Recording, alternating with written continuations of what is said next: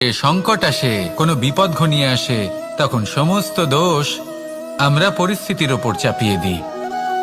আর দেখতে গেলে কোথাও না কোথাও ঠিকই করি।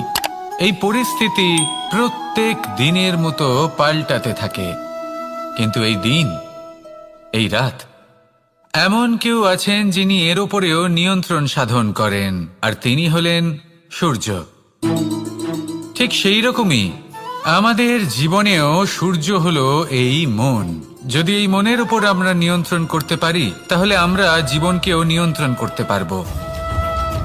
প্রথমে এই মনের রাজা হয়ে উঠতে হবে। তাই মনে রাখবেন, যদি মন দুর্বল হয়, তাহলে পরিস্থিতি আমাদের সমস্যা বলে মনে হবে। এই মন যদি স্থির হয়, পরিস্থিতি প্রতিস্পর্ধা বলে মনে হবে। আর এই মন যদি শক্তিশালী হয়ে ওঠে, তাহলে যে কোনো পরিস্থিতি